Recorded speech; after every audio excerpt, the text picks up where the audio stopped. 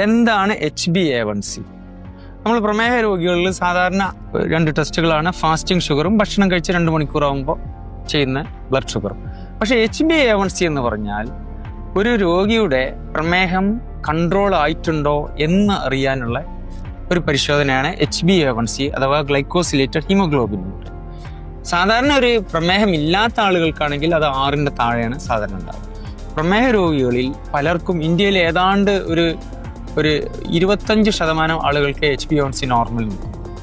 അപ്പോൾ ഒരു diabetes patient diabetes control ആണ് എന്ന് പറയണമെങ്കിൽ HbA1c 7ൽ താഴെ ഉണ്ടാകും.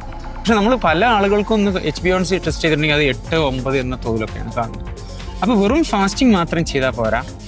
കാരണം ഫാസ്റ്റിംഗ് ഷുഗറിൽ നമ്മൾ രാവിലെ വെറുമായിട്ടുള്ള അളവ് മാത്രമേ കിട്ടുന്നു. പക്ഷെ മിക്ക പ്രമേഹ രോഗികൾക്കും ഭക്ഷണം കഴിച്ചിട്ടുണ്ടെങ്കിൽ ഷുഗറിൻ്റെ തോത് ഒരുപാട് കൂടും.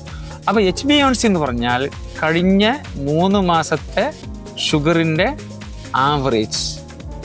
പക്ഷേ നമ്മളൊരു കൺസൾട്ടേഷന് പോകുമ്പോൾ HbA1c മാത്രം ചെയ്താൽ പോലെ പല ആളുകളും HbA1c മാത്രം ചെയ്ത് വരും. അതുപോരാ, നമുക്ക് മരുന്ന് ഡോസ് അഡ്ജസ്റ്റ് ചെയ്യണമെങ്കിൽ നിങ്ങൾ ഫാസ്റ്റിങ്ങും ഭക്ഷണം കഴിച്ച് 2 മണിക്കൂറുള്ള ഷുഗറും ചെയ്യണം.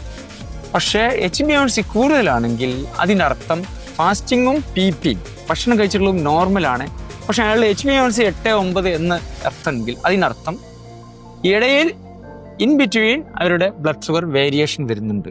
അപ്പോൾ HbA1c വളരെ പ്രധാനപ്പെട്ട ഒരു ടെസ്റ്റാണ്. ഡയബറ്റിക് പേഷ്യന് 7ൽ താഴെ HbA1c ഉണ്ടാകാൻ പാടുള്ളൂ. Almas Medicity, Perinthalmanna road, Valanchery.